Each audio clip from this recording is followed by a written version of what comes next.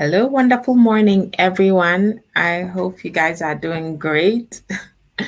I just had to check my microphone to make sure that it was on. Some weeks ago, I actually recorded a few minutes of a live video and I was muted. So I just remembered that incident and then I was laughing because I checked. Okay. So I hope you guys are doing great. Good morning, good morning, good morning from the beautiful and very cold city of Manassas, Virginia, recording live from AK Poku. Um, Today we're going to be talking about a very important topic. It might not be super exciting, but it's quite exciting from my point of view, but I think it's a really important and urgent topic that we need to discuss. So guys, join in and drop me your comments as usual. Welcome to this live video. Don't forget to like and follow this page, the office of AK Poku. If you're watching on YouTube, don't forget to also subscribe, comment, like this video so that we can be encouraged to share more videos. Okay. All right, guys. So I'm going to jump. Okay. Well, let me give a little bit of a background. So you guys know that we started filing humanitarian parole for Afghanistan's. Okay, so I'm just putting up humanitarian parole. I'm putting up this and then we'll Afghanistan humanitarian parole update. Okay. Yeah. So let me do this. I'm going to share this right here because that's what we're going to be talking about today. So just something really shocking has happened, like just a twist of whatever. So that's what we're going to be getting into. I'm going to be sharing my screen. Guys, please stick with me. We're going to keep it as usual, short, sweet, and fun. So bear with me, and yes, drop your comments and I'll be reading them very, very, very soon.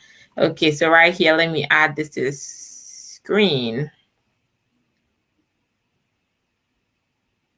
Okay, so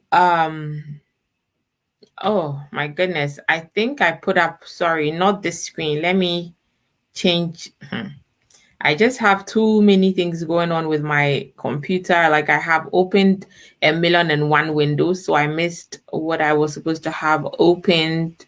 Okay, right here. Guidance.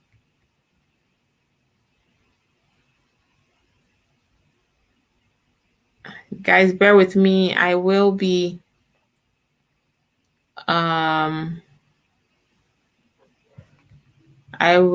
with you very shortly. I just want to make sure I've pulled up the right document. Okay. I think this is it. Perfect. Okay, right here. That's it. Let me see. Okay, good. All right. So, guys, what happened was that we started filing these humanitarian paroles for Afghanistan's because of their, the fact that the Taliban had taken over. They are taking power in Afghanistan and were, torturing people and, doing all sorts of things. So people were fleeing. Afghanistans were fleeing Afghanistan and they were seeking, admission to the United States. So we had a lot of Afghan Americans, people who are originally from Afghanistan, who are currently in the United States. They filed applications for their family members to bring them from Afghanistan to escape the Taliban government or control. So, well, when the news broke that the Taliban had taken over in Afghanistan in August, this was late August, thereabout. USCIS issued a guidance policy or whatever on their website stating that, okay, people could file humanitarian paroles could be filed for Afghanistan. At that point, there wasn't much much stipulation on the guidance because at the time it was just very new terrain. USCIS, US government was trying to figure out, how to navigate the whole situation. And so they provided guidance and thousands and thousands and thousands of these parole applications were filed. And, after they were filed, and apparently from what I understand, the US government has made millions of, money in application fees just from these parole applications, because they cost $535 per application.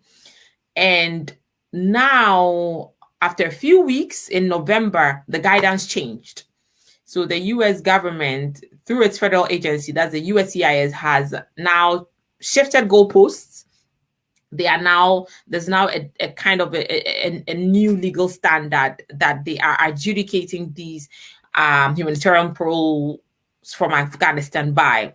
So we're going to be looking at the new guidance that was issued on the USCIS website a few days ago. I've been meaning to do a live video on this, but of course, life happens all the time. Busy. So let's take a look at this. So this was not on the USCIS website in the month of August, in the months of October and September even.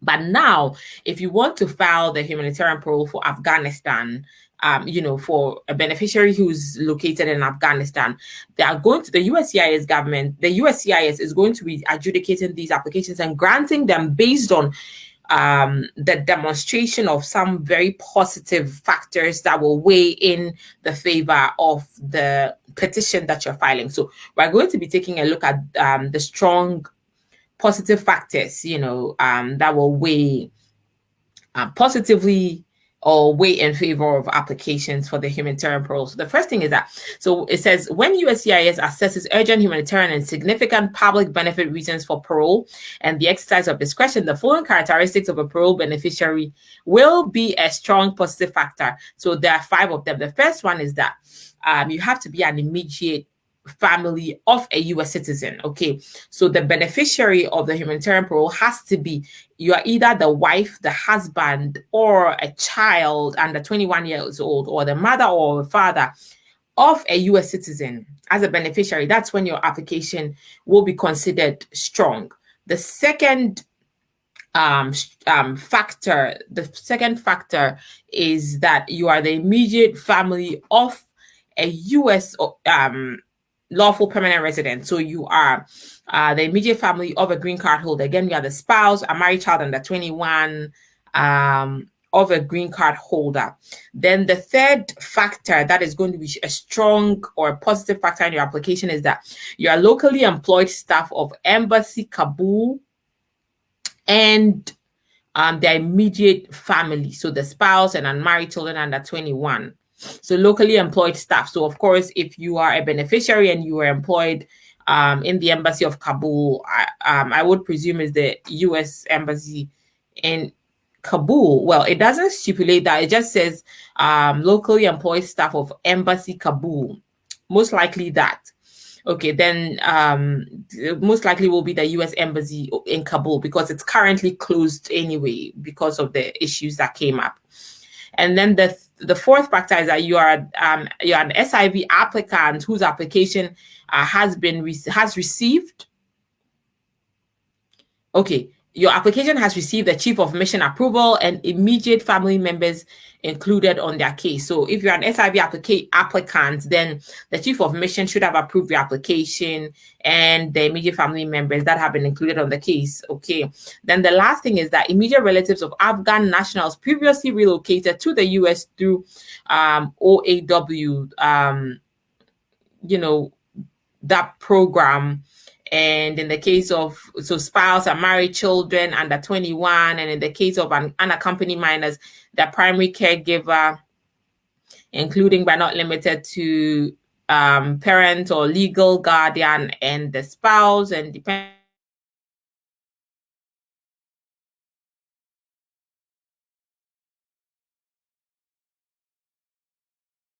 children under 21, they will be, I'm sorry, I got disconnected briefly. So those are the factors that the US government will be looking at to actually say that, okay, this is a very strong application, and we are going to grant these people, humanitarian parole to actually come into the United States and then, get protection. So the OAW, I just pulled it up again here. I just wanted to The OAW stands for Operation Allies Welcome. Yeah, those are the people who, okay, so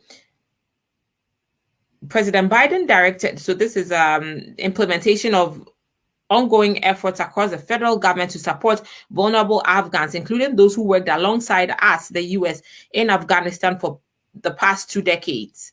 Okay, so those are Operation Allies Welcome. It's a program by the government, the US, well, the President Joe Biden.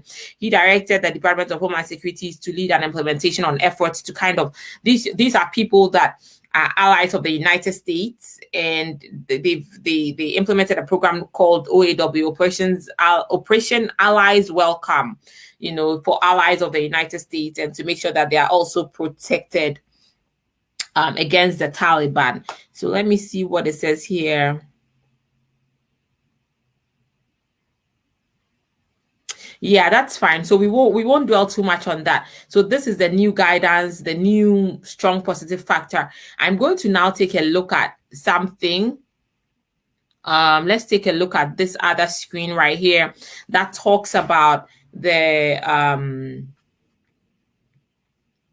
latest type of evidence they're going to be looking out for when it comes to Afghanistan humanitarian paroles, or humanitarian paroles filed by people whose beneficiaries are currently located in Afghanistan.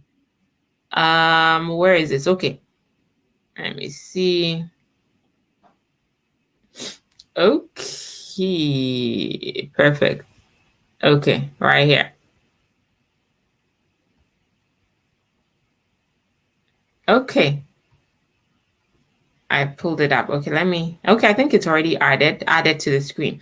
So let's talk about this briefly and then we'll call it a day. So USCIS generally offers parole based on protection needs only when USCIS finds that the beneficiary is at risk of severe targeted or individualized harm in the country where the beneficiary is located, or is at risk of imminent return to a country where the beneficiary would be harmed. So what the US government is now saying is that we're not looking for people who have faced past persecution or afraid of future persecution. They're only going to offer humanitarian parole or parole based on people that need protection. And these people are at risk of severe targeted or individualized harm. So all these things seem to be a restatement or a restipulation of what was issued in the past. They didn't state all this, but this is the latest guidance, as I'm saying. So the first thing is that if you have the documentation from a credible third-party source that specifically names the beneficiary and outlines the serious harm they face and the imminence of the harm in the location where the beneficiary is located, or that the beneficiary is at imminent risk or of return to a country where the beneficiary will suffer serious harm. So documentation from a credible third-party source could be, from a newspaper, from, just the media or some other credible source that is listing maybe somebody known as Layla Ahmed, that the Taliban have been trying to get into a house because she's a woman activist. You need to be specifically named. For example, this is so when it says this evidence may include, it means that the list is non-exhaustive. This is just an inclusive list, so it doesn't exhaust. It could be more evidence, or it could include other things, but these are some of the examples they're giving. The second thing is that evidence of a USCIS grant of a protection-based immigration benefits such as asylum, refugee, SI, special immigrant status to an immediate family member or a same-sex partner of the beneficiary, and the family member is ineligible for derivative status, or the risk of serious harm is so imminent that the family member cannot wait for refugee or visa processing. Okay, so for example, if you are an individual you're a beneficiary trying to apply for the humanitarian parole, and you're based in Afghanistan again, and you have a benefit such as your family member has applied for asylum and they've been granted, and then you're going to be a derivative. However, being a derivative, if you are outside, of course, you have to consular process, and you cannot wait for the visa processing to go through because it's a long process. Then they can grant you humanitarian parole based on this. So you need to provide evidence of a USCIS grant of a protection-based immigration benefit that has been granted to an immediate family member of yours or same-sex partner of this beneficiary. Okay. Okay. Also, it could also be that even the family member, you as a family member, you are ineligible for derivative status.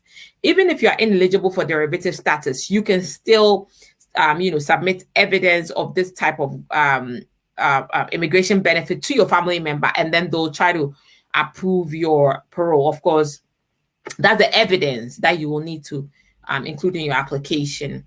And then third thing is that you need to include evidence of beneficiaries' particular vulnerability. So if you're filing for Afghanistan humanitarian parole, include your particular vulnerability. So if your vulnerability is that you are an old age woman, you are 86 years old, evidence of that, your birth certificate, your passport, an ID that shows your age.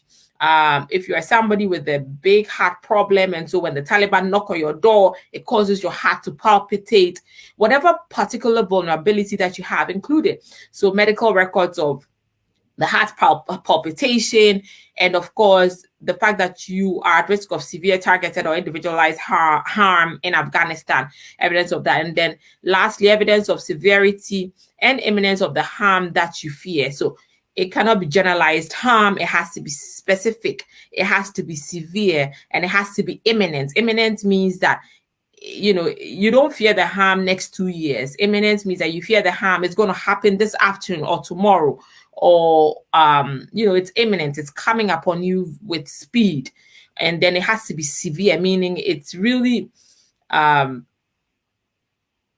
serious. It can't be just light or, something that can be brushed off. Okay. So guys, that is the latest guidance. I'm going to be doing a more detailed video on the types of evidence that they are now requesting.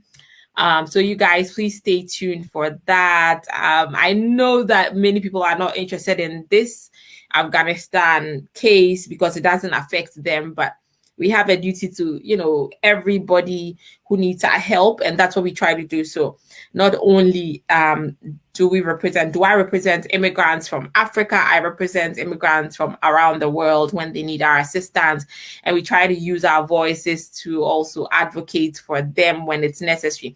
All right, guys, so I'm going to be calling it a day. It's already Wednesday afternoon. I wish you guys a wonderful, wonderful Thanksgiving. And I hope that, you will find things to be thankful for, even though we all have challenges and issues and problems and hurdles that we're trying to jump, surmount and all of that. So I wish you guys a wonderful rest of the day, a wonderful rest of the morning, and a wonderful weekend. Well, yeah, a wonderful weekend, because I will not be coming live on Thursday and Friday. They are the Thanksgiving holidays, but the office will be opened, so you can call us, to discuss your issue, and then book a consultation, and then we will schedule you as soon as we can. Okay. All right, friends, take care and bye-bye.